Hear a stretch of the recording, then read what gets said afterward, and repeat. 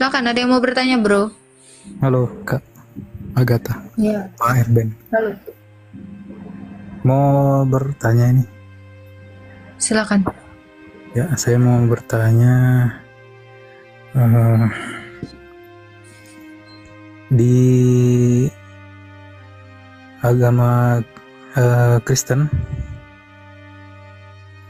eh, kehidupan setelah kematian itu seperti apa ya? Sampai hari kebangkitan dan seterusnya. Apa yang terjadi setelah kita mati? Ya, Kalau setelah orang kita mati, mati, silakan Pak Erwin. kalau orang mati, dia langsung masuk ke Firdaus, ke pangkuan Abraham. Di sana dia berbahagia bagi orang yang percaya kepada Yesus Kristus. Tapi bagi mereka yang tidak percaya kepada Yesus, mereka masuk ke Abisos atau apa Tartarus, itu tempat penderitaan.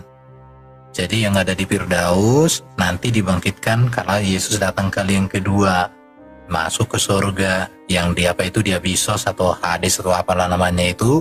Nanti dia dibangkitkan untuk dilemparkan ke neraka, penderita selama-lamanya. Itu gambarannya. Dan di dalam Firdaus itu, di sana tidak ada pesta seks, tidak ada di sana bidadari-bidadari. Dan demikian juga ketika orang ke surga, nggak ada bidadari-bidadari disediakan. Yang berpayudara tok, yang ranum-ranum nggak ada. Gitu bro, bisa dipahami ya. Jadi yang masuk ke begitu meninggal mati langsung masuk ke surga gitu. Firdaus, langsung ke Firdaus, belum surga bro. Terus yang Itu hari penghakiman gini nih. Itu tadi yang udah jelasin Pak Erben tuh udah bener ya. Jadi nanti begitu mati, orang-orang yang percaya kepada Kristus itu dituntun sama malaikat untuk menuju ke Firdaus. Firdaus itu tempat sementara. Kita menunggu sampai hari kebangkitan, ya, sampai hari dimana Yesus datang kedua kali. Nah, setelah Yesus datang kedua kali, baru kita dibangkitkan ini tubuh kita. Roh kita yang ada di Firdaus dengan tubuh kita ini dibangkitkan lagi, yang sudah terkubur itu disatukan kembali, lalu dimuliakan menjadi tubuh yang sama dengan tubuh Kristus. Filipi 3 ayat 20-21. Nah, dari sana kita itu beroleh hidup kekal. Tadi yang udah dijelaskan Pak Erben, kami di sana nanti bersukacita, siang dan malam kami beribadah kepada Tuhan. Tidak ada kawin mengawin, tidak ada itu ya, kayak sorga-sorga duniawi. Jadi surga itu berbanding terbalik dengan apa yang ada di dunia ini. Gitu. Nanti kami di sana semua memiliki cahaya kemuliaan dari Allah melalui Yesus Kristus. Gitu. Kami semua nanti berbahagia. Di surga nanti kami tidak ada lagi yang namanya ratap tangis, duka cita, kertak gigi, semua ya. Jadi dosa, iblis dan kematian itu tidak ada lagi gitu. Kami bersama-sama menyongsong Tuhan di dalam kekekalan. Gitu. Lalu kami nanti ditempatkan ke bumi yang baru dan langit yang baru. Jadi surga itu adalah keadaan di mana manusia itu menyatu dengan Allah. Tempat manusia itu di mana? Ya di bumi yang baru dan langit yang baru. Gitu. Karena surga itu adalah Allah, gitu ya. Jadi bumi yang baru dan langit yang baru ini sudah tidak ada lagi yang namanya dosa, tidak ada yang namanya iblis, tidak ada namanya maut atau kematian. Jadi kami benar-benar terhubung dengan Allah. Itulah surga. Keadaan di mana manusia itu menyatu dengan Allah dalam kekekalan. Nah, lalu bagaimana dengan orang-orang yang tidak percaya kepada Kristus? Mereka juga akan dibangkitkan, tetapi untuk menerima penghukuman kekal selama-lamanya, disiksa siang dan malam. Ya, mereka akan dikatakan seperti orang yang kena penyakit albino, melihat cahaya Tuhan itu mereka akan tersiksa. Seperti itu. Jadi itulah kami mempercayai kebangkitan daging itu. Dan ini tertulis terang sekali di dalam pengakuan iman rasuli. Ya, kami percaya akan kebangkitan daging dan kehidupan yang kekal. Itu. Oke. Jadi sebelum hari kebangkitan itu dia di Firdaus dulu. Ya, semuanya menantikan di tempat penantian, yaitu Firdaus atau pangkuan Abraham tadi. Firdaus itu apa Pak maksudnya? Kalau di Islam kan beranda dari sorga itu masih tempat sementara. Roh kami itu menunggu di situ. Itu kan belum ada kebangkitan.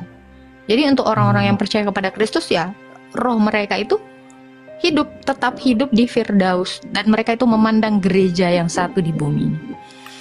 Kalau orang yang Gitu. tidak percaya di mana tempatnya, Kak? Kalau orang yang tidak percaya, tempatnya itu di Tartarus, beranda dari neraka. Ya, mereka itu di bawah kuasa si iblis. Mereka itu mendapatkan penghukuman sebagian gitu. Nah, lalu nanti Oh, baru berarti semuanya itu akan dimusnahkan oleh Tuhan Yesus, sudah dan disitulah disiksa juga di situ ya? mereka akan tersiksa siang dan malam. Tapi siksaannya ini bukan kayak dicambukin, ditusuk lidahnya, ditusuk-tusuk pakai besi panas. Itu hukuman yang konvensional ya. Bisa kita katakan ya, neraka itu adalah penderitaan, sama seperti karena neraka itu adalah terpisah jauh dari Allah. Seperti ikan yang dijauhkan atau diangkat dari sumber hidupnya air. Apa yang terjadi pada ikan itu? Menggelepar. Seperti itu selama-lamanya. Tersiksa siang dan malam. Gitu. Jadi neraka itu adalah keadaan di mana manusia itu terpisah dari Allah. Allah itu adalah kan terang. Allah itu adalah hidup. Nah, mereka itu tidak hidup, tidak mati, tapi menderita seperti itu. Binasa. Gitu. Karena neraka itu adalah keadaan di mana manusia itu tidak terhubung atau terpisah selama-lamanya dari Allah. Allah yang sang hidup itu. Oke, Kak. Oke, pas pada waktu saat kebangkitan itu kan dibangkitkan kembali tuh. Iya, Setelah oleh itu kan- Yesus. Setelah itu kan ada penghakiman ya. Iya, betul. Nah, itu yang dihakimi seluruhnya bagi yang percaya dan tidak percaya atau bagaimana? Kalau yang percaya, mereka kan tidak memiliki dosa lagi. Mereka itu sudah melakukan apa yang diperintahkan Yesus, dan mereka itu kan diperbaharui. Orang-orang Kristen, orang yang percaya itu kan menerima Roh Kudus. Jadi mereka yang sudah percaya kepada Kristus, mereka itu hari demi hari itu dosanya itu semakin dipulihkan gitu dari diri mereka.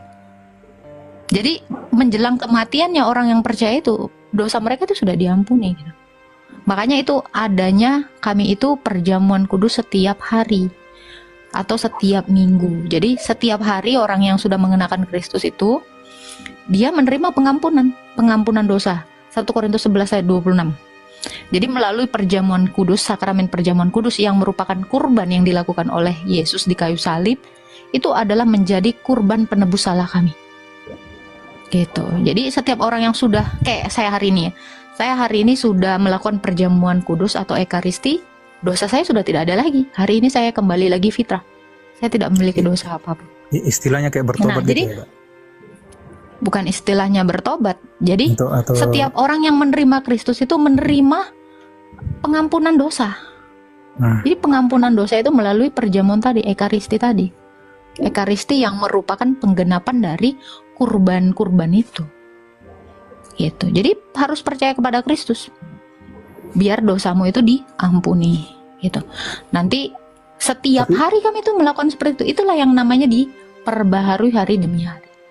Jadi bagaimana itu artinya kami begitu kami memakan darah dan tubuh Kristus, kami memakan Kristus, kami menyatu dengan Allah, ikut ambil bagian dalam kodrat ilahi tadi. Gitu. Sehingga apa? Sehingga perbuatan kami itu ya setiap hari itu ya adalah menuju kepada kebaikan, perbaikan diri atau perbaharuan roh. Perbaharuan oleh roh itulah yang membawa kita kepada keselamatan itu.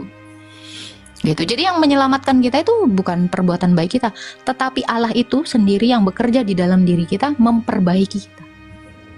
Gitu. Jadi sehingga kita yang tadinya melenceng nih begini, makin hari makin dikembalikan ke fitrahnya, ke kodrat semula gitu. Pertama dosanya 100 nih, lama-lama 99, 70, 60, 50 sampai akhir hidup kita. Akhirnya 0 dosa kita itu. Dan kita bersatu dengan Kristus di Firdaus. Aku bacakan dulu ini, tak. Aku baca ini dulu. 1 Tesalonika 4 ya. Ini saya baca dulu supaya dia tahu ini ajaran Yesus, ajaran Alkitab ya. Oh ya, Baca dulu. Nah, ini bro ya, ini dasarnya. Selanjutnya kami tidak mau saudara-saudara bahwa kamu tidak mengetahui tentang mereka yang meninggal, supaya kamu juga berduka cita, supaya kamu jangan berduka cita seperti orang lain yang tidak mempunyai pengharapan. Jadi orang yang punya pengharapan dengan orang yang tidak punya pengharapan dalam Yesus pasti beda. Karena jikalau kita percaya bahwa Yesus telah mati dan telah bangkit, maka kita percaya juga bahwa mereka yang telah meninggal dalam Yesus, perhatikan ya, bahwa mereka yang telah meninggal dalam Yesus akan dikumpulkan Allah bersama-sama dengan Yesus. Ini kami katakan kepadamu dengan firman Tuhan. Kita yang hidup, yang masih tinggal sampai kedatangan Tuhan, sekali-kali tidak akan mendahului mereka yang telah meninggal. Sebab pada waktu tanda diberi, yaitu pada waktu penghulu malaikat berseru dan sangkakala Allah berbunyi, maka Tuhan sendiri akan turun dari surga, Yesus turun dari surga, dan mereka yang mati dalam Kristus akan lebih dahulu bangkit. Jadi yang mati dibangkitkan, sesudah itu nanti. kita yang hidup diubahkan. Ya, kita yang hidup yang masih tinggal akan diangkat bersama-sama dengan mereka dalam awan menyongsong Tuhan di angkasa. Demikianlah kita selama-lamanya bersama-sama dengan Tuhan. Jadi jelas bro ya, inilah ajaran Alkitab. Jadi kita Ya, nggak nanti mesti coba transit ke neraka, nggak ada kan?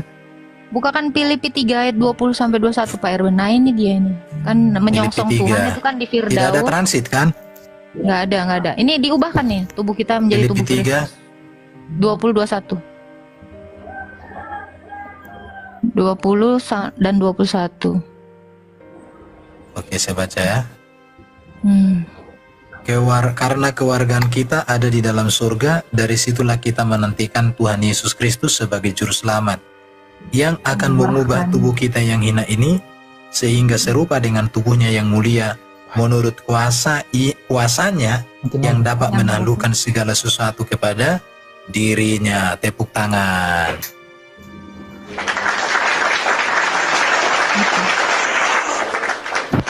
Nah itu bro ya, jadi ada dasar-dasarannya ya. Ada.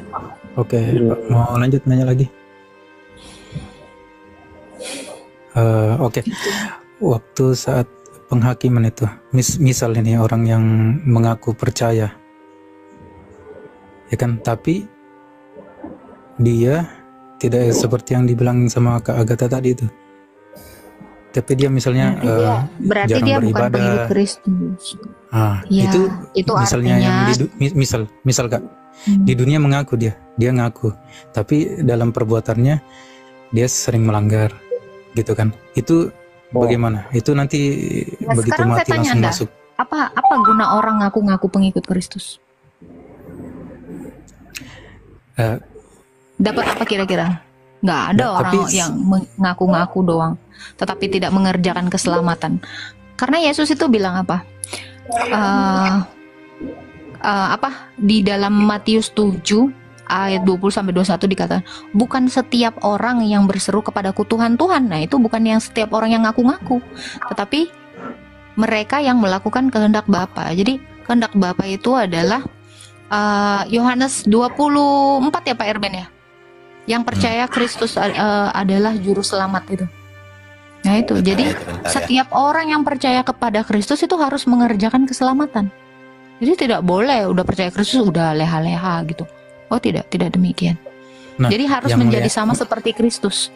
Apa yang dilakukan Kristus ya semasa hidupnya Yesus itu tidak pernah berdosa.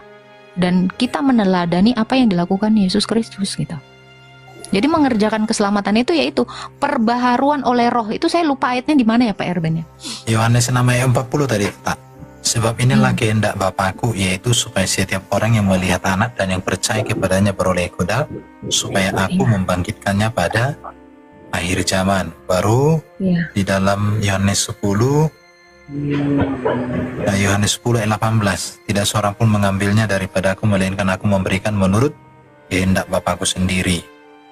Jadi kehendak daripada Bapa itu ya supaya kita percaya kepada Yesus, kita diselamatkan.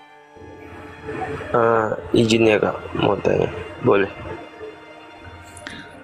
Itu kali Pak Erben, coba bukakan Roma 12 ayat 2. Jadi Roma kalau 12 orang hanya ayat 2. mengaku-ngaku, jadi kita memang diperbaharui gitu. Oleh Kristus kita diperbaharui, makanya kita itu tetap melakukan yang namanya perjamuan kudus itu. Gitu. Roma 12 ayat 2. Ayat 2. Nah ini, janganlah kamu menjadi serupa dengan dunia ini, tetapi berubahlah oleh pembaharuan budimu, sehingga kamu dapat membedakan manakah kehendak Allah, apa yang baik, yang berkenan kepada Allah dan yang sempurna. Betul. Itu. Jadi kita nggak bisa cuman ngaku-ngaku tetapi tidak mengerjakan keselamatan. Kita tidak menjadi sama seperti Kristus. Karena Kristus itu juga menuntut kita supaya jadilah sama sepertiku sempurna. Sama seperti Bapa adalah sempurna. Ini juga ada ayatnya. Itu. Jadi kita nggak bisa cuman ngaku-ngaku aja. Makanya di dalam Matius 7 ayat 21 sampai 23 yang selalu dipakai sama Islam nih.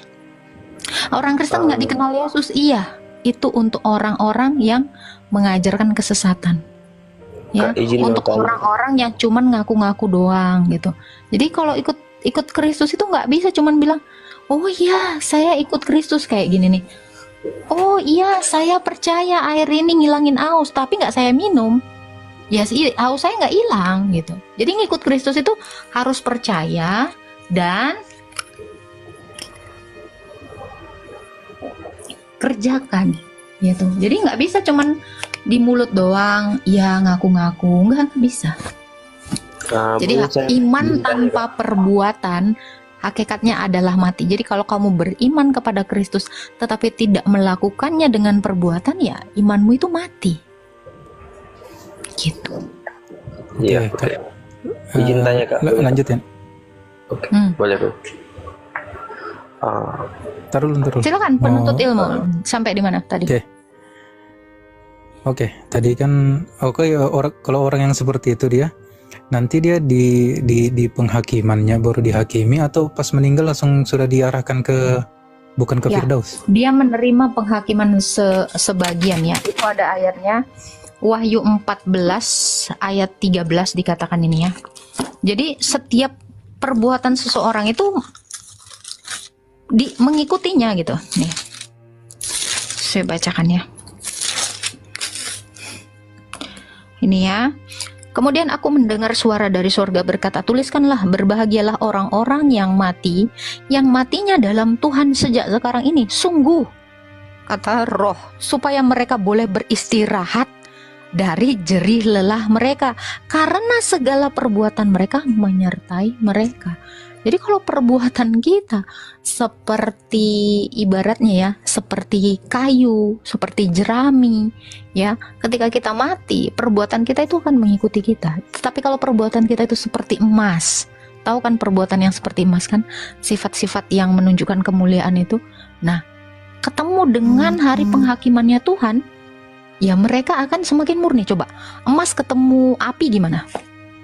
Semakin murni kan? Tetapi kalau kayu ketemu api, karena Yesus itu akan datang dalam nyala api. Ya. Seperti itulah penghakiman itu. Dia datang sebagai nyala api itu. Jadi tiap-tiap perbuatan orang itu diuji di mana ya Pak Erben ya ayatnya ya? 1 Korintus 3 ayat 3. 1 Korintus 12 ayat 3 ya Pak Erben. Di mana itu ayatnya? Yang sebentar ya. Seperti dari dalam api itu. Iya, yang ada perbuatan seperti emas, seperti perak, seperti jerami. Saya lupa. Bentar ya, Bang. Tapi ini juga, 2. jadi ketika orang mati pun sebenarnya penghakiman itu sudah berjalan. Iya, Kenapa? penghakiman sebagian gitu. Itu. Jadi nanti pada kedatangan kali yang kedua itu penghakiman full. Kenapa ke penghakiman sebagian? Karena ketika orang mati itu sudah langsung dipisahkan antara Firdaus dengan Tartarus tadi. Yang fasik itu langsung Tartarus, Firdaus untuk orang yang saleh. Kemudian penghakiman kedua full, maka orang yang di Firdaus itu untuk masuk surga mendapatkan mahkota sesuai dengan kebaikannya. Tetapi mereka yang ada di Tartarus itu untuk menghapat penghukuman penderitaan selama-lamanya. Jadi penghakiman itu kebenaran. Ada di dalam Injil Yohanes dikatakan kebenaran itu menjadi hakim. Ada itu. Yang itu di mana ya Pak Erben ya? Tiap-tiap perbuatan itu akan tampak dalam Korintus api. itu. Iya, Korintus berapa saya lupa. Ayatnya ayat 3. Entah 2 Korintus atau 1 Korintus saya lupa. Saya cari dulu. Coba di googling.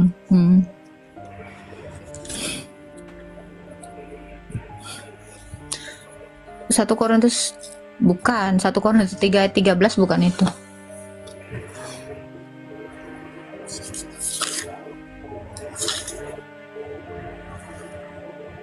Bang ya, 1 Korintus 3 ayat 13. Enggak, Nah, yang saya musik ingat itu atau- ayat 3. Bukan. Izin mau tanya boleh kak? Bentar. Bentar. Iya.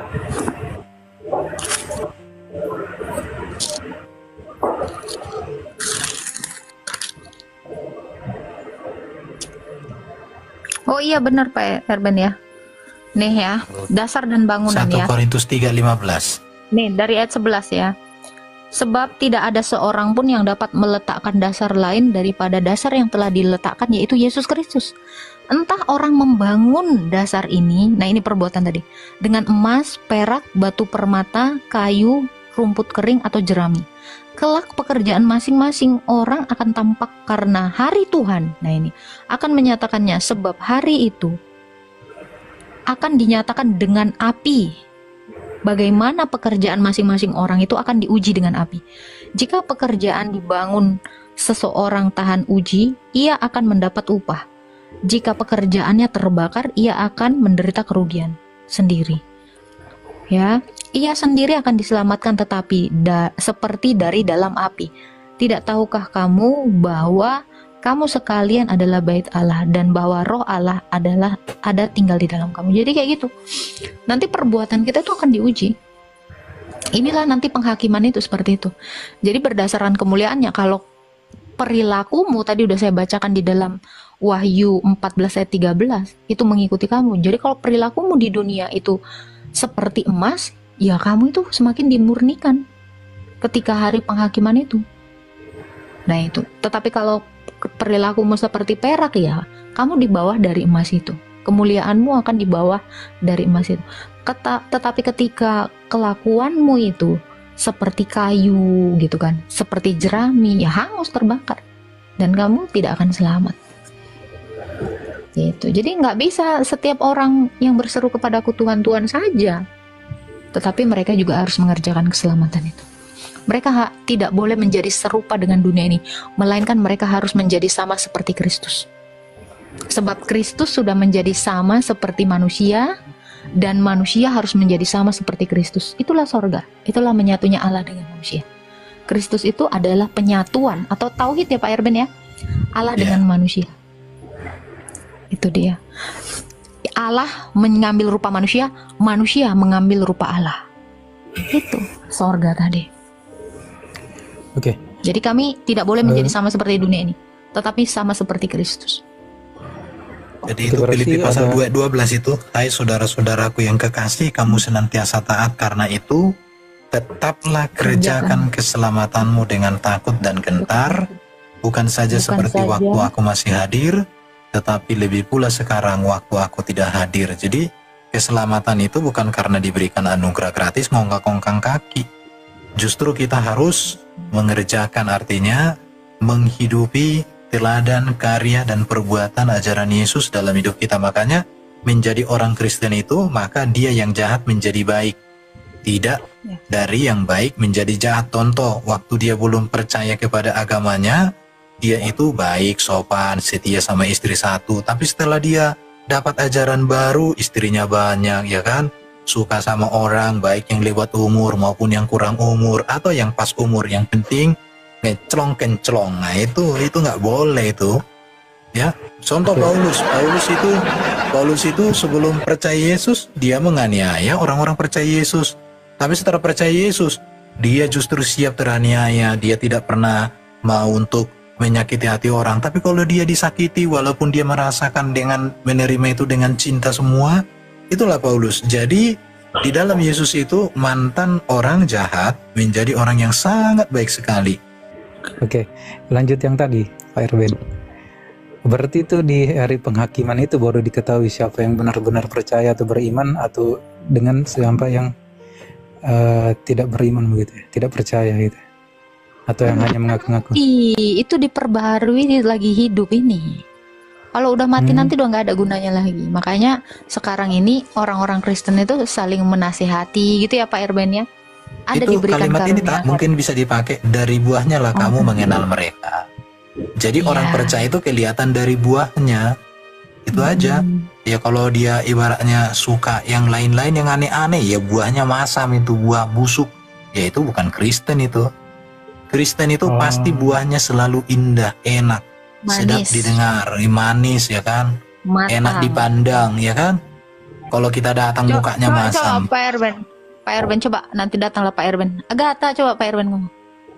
Agatha. Nggak gitu, nggak boleh. Iya. Apalagi kalau mukanya gini, wow gitu kan.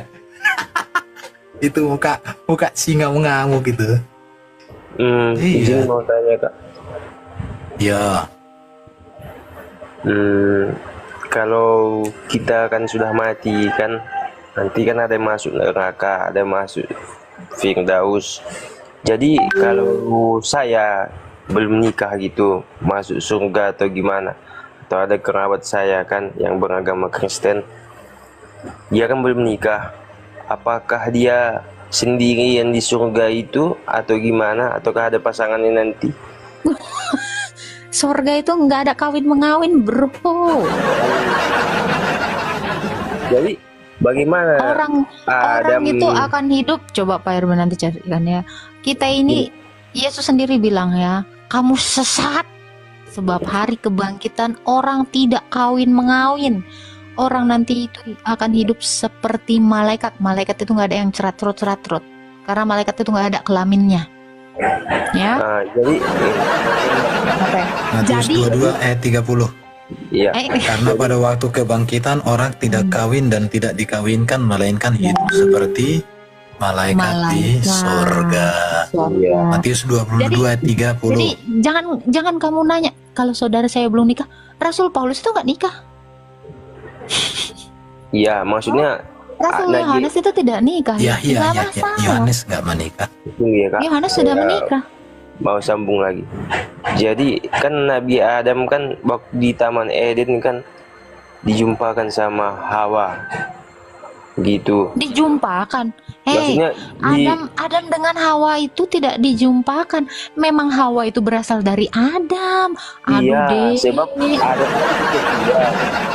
Makanya dikeluarkanlah Siti Hawa dari tulang rusuk Adam gitu. Gak ada si Siti di situ Adam- deh. Nggak ada Siti di Iya, situ. Hawa. Apa itu Siti? Hawa.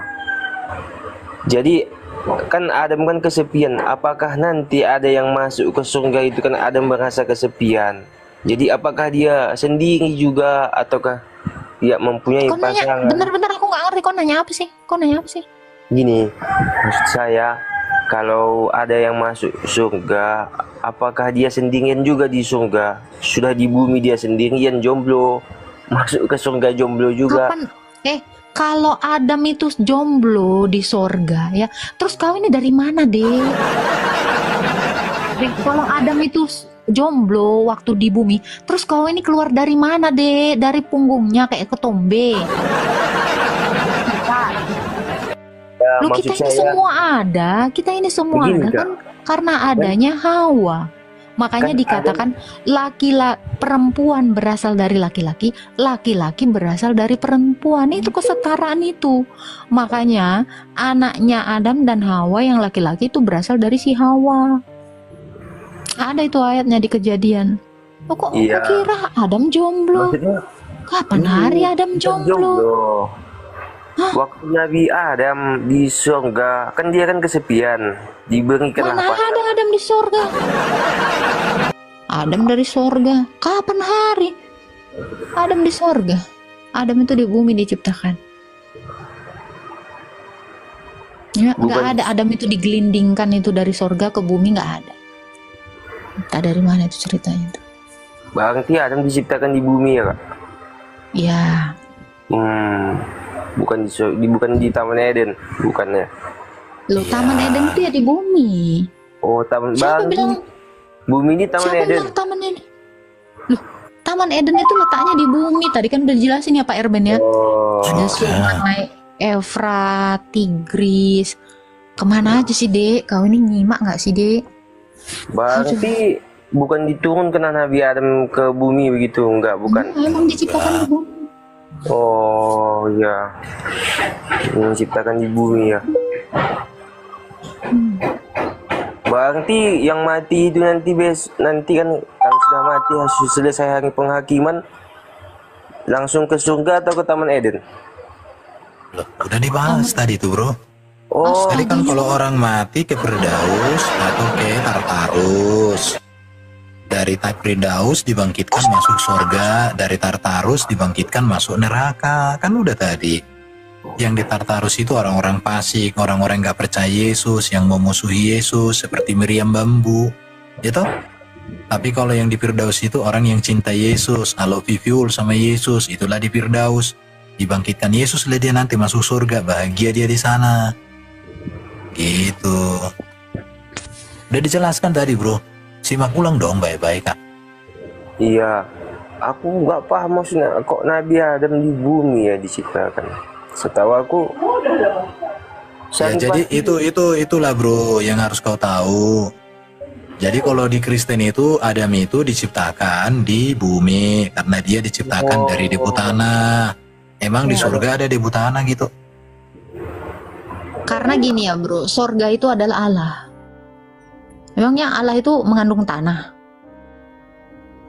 Sorga itu adalah Bapa.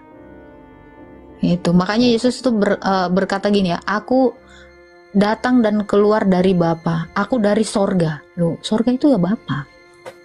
Masa di dalam Bapa ada tanah? Kan nggak gitu.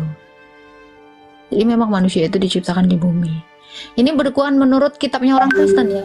Kitab Musa ya Pak Erben. Musa menuliskan demikian.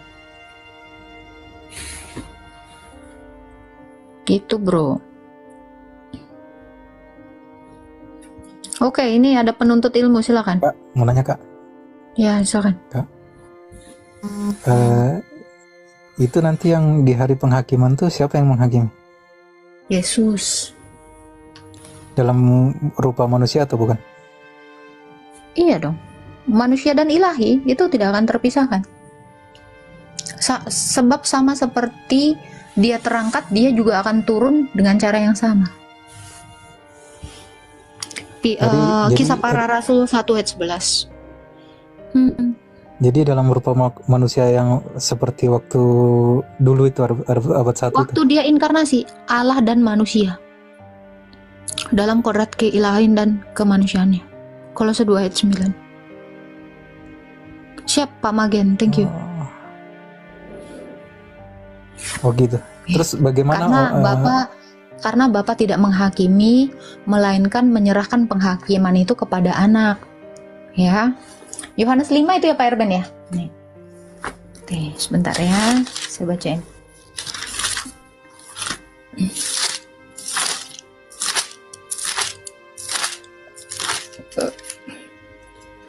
Nih, sesungguhnya ini ya, sebab Bapa mengasihi anak, ia menunjukkan kepadanya segala sesuatu yang dikerjakannya. Bahkan ia menunjukkan pekerjaan-pekerjaan yang lebih besar. Ya, sebab sama seperti Bapa membangkitkan orang-orang mati dan menghidupkannya, demikian juga anak menghidupkan siapa yang dia kehendaki. Nah ini maksudnya dalam satu hakikat Allah. Bapa tidak menghakimi siapapun, melainkan telah menyerahkan penghakimannya seluruhnya kepada anak, supaya semua orang menghormati anak sama seperti mereka menghormati Bapa. Siapa yang tidak menghormati anak, dia juga tidak menghormati Bapa yang telah mengutus dia. Ini kesatuan hakikat. Ya, makanya di ayat 30 yang dikatakan gini ya. Aku menghakimi sesuai dengan apa yang aku dengar, dan penghakimanku adil, sebab aku tidak menuruti kehendakku sendiri, melainkan kehendak dia yang mengutus aku. Jadi Bapa menyerahkan penghakiman itu kepada anak, anak menghakimi menurut kehendak Bapa gitu. Itu kesatuan hakikat ilahi tadi. Itu maksudnya. Oke. Waktu di surga kita bisa lihat Bapa atau enggak? Enggak, Allah itu tidak kelihatan. Yang kita lihat itu adalah kemanusiaannya Yesus. Sama seperti ketika firman itu turun ke dunia, diutus ke dunia, yang dilihat orang-orang saat itu hanya kemanusiaannya. Tetapi lihat pekerjaannya Yesus, pekerjaan ilahi. Membangkitkan orang mati, membuat mata bagi orang yang tidak memiliki mata, menyembuhkan orang yang lumpuh, pendarahan gitu. Makanya ketika Yesus berkata gini, pergilah, dosamu sudah diampuni. Marah di situ orang Yahudi, orang-orang Israel itu. Loh, yang bisa mengampuni itu hanya Allah. kenapa kau dalam rupa manusia tetapi mengatakan kamu mengampuni gitu loh. Makanya dia dirajam, dilemparin batu. Itu. Jadi dia adalah yang ilahi dalam rupa manusia. Keilahiannya tidak dilihat karena tidak bisa dijangkau oleh mata manusia. Gitu. Tetapi pekerjaannya itu adalah pekerjaan ilahi. Gitu. Berarti Coba bayangkan. Sampai kapanpun walaupun kita walaupun sudah di Allah surga, kami itu tidak bisa kelihatan. Tidak. tidak Yang bisa kami terlihat. lihat itu adalah kemanusiaan yang membalut keilahiannya Sang Firman ini. Kolose 2 ayat 9. Di dalam jasmaninya berdiam seluruh kepenuhan keilahian. Makanya dia dikatakan bukan diciptakan tetapi inkarnasi, masuk ke dalam daging. Jadi keilahian itu ada di dalam kemanusiaannya itu. Keilahian itu nggak bisa dilihat. Seperti itu. Tapi dia tetap ilahi. Makanya Yesus itu selalu berkata gini kan. Dan lihatlah aku mengutus kepadamu nabi-nabi. Songong dia ngomong kayak gitu. Makanya dia orang Israel tuh marah sama dia. Kau ngaku-ngaku Allah gitu loh. Terus dia juga bilang, aku mengutus malaikat-malaikat. Loh, ini kan pekerjaan Allah. Lalu dia juga bilang, sebelum Abraham jadi, aku adalah aku. Itu adalah perkenalan Allah pertama kali dengan Musa. Ketika Musa menanyakan kan, siapakah namamu? Ku perkenalkan kepada bangsa Israel ini. Ditanya Musa kan, aku adalah aku. Itu juga yang dijawab Yesus.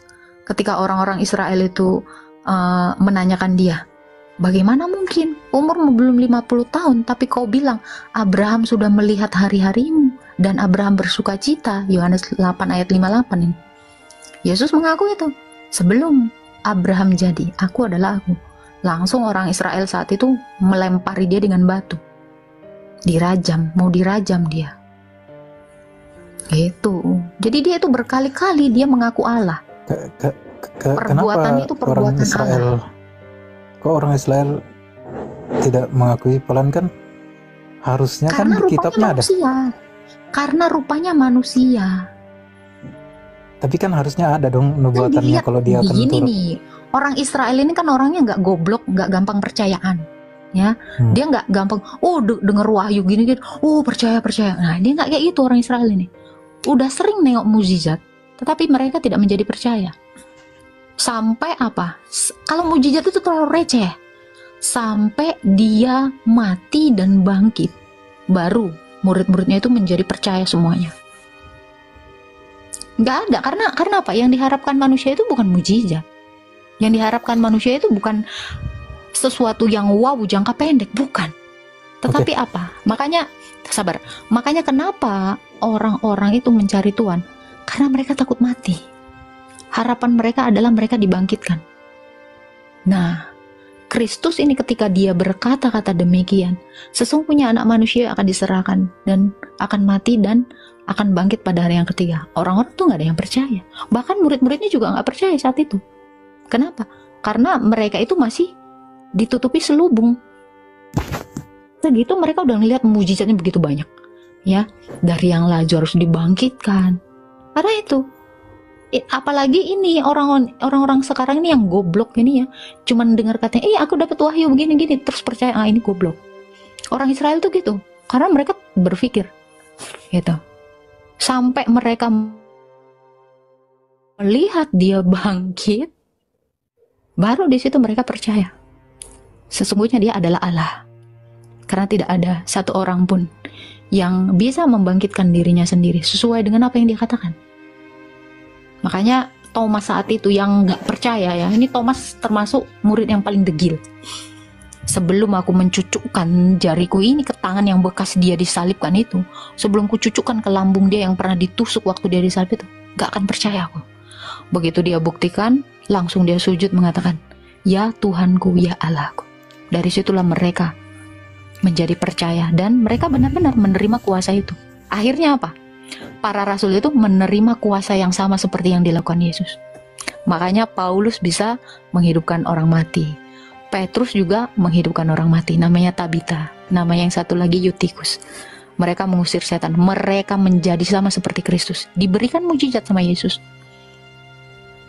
Gitu. Tapi kan ada yang juga yang sebagian tak percaya ya. Kalau Ada. itu Karena apa? Mesias. Ya, itu hanya segelintir orang-orang Farisi, ada di Yohanes 12. Ya, sedikit sekali, sangat sedikit. Tetapi yang percaya itu ribuan. Bahkan pembaptisan pertama itu 5.000 orang bertobat. Lalu berikutnya. Kamu bayangkan orang Israel ini berapa jumlahnya? Sekian ribu tahun, jumlah orang Israel itu berapa? Berapa orang? Ya, 1/10 dari orang Kristen pun nggak ada. Sedikit sekali yang tidak menjadi percaya. Tetapi yang menjadi percaya, yang orang-orang Israel itu kemana? Keluar dari Yerusalem itu dan memberitakan keselamatan itu. Jadi banyak orang yang percaya. Makanya dari abad 1 sampai abad 3, itu Paulus belum menjadi percaya juga itu. Nah, di situ mereka itu dianiaya habis-habisan.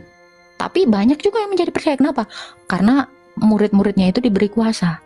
Mereka menyembuhkan, menghidupkan, mengusir setan, ya, membuat orang jadi bertobat. Itu banyak sekali mujizat-mujizat mereka sampai detik ini. Gitu. Kalau berarti yang sampai saat ini tidak percaya masih menunggu Mesias dong ya? Iya, mereka itu orang-orang yang bodoh.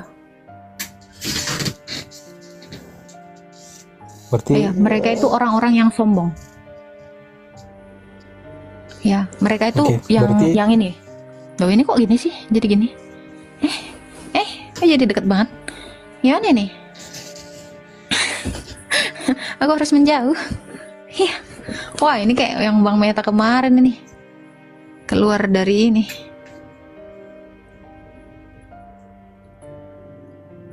Tak matiin dulu. Kenapa? Enggak kok jadi deket banget ini aku. Aduh. Dah biarlah. Gimana bro? berarti yang orang Israel yang sekarang yang masih paham Yahudi, berarti mereka masih menunggu Mesias yang anggapan mereka belum turun gitu ya? Ya, mereka itu antikris. Mereka itu bikin agama baru. Mereka itu tidak di tempatku tuh. Oh, di tempat kalian tuh bagus. Oh, tempatku ini sih. Loh. Ya udahlah. Di viewers enggak? Oke. Enggak apa-apa.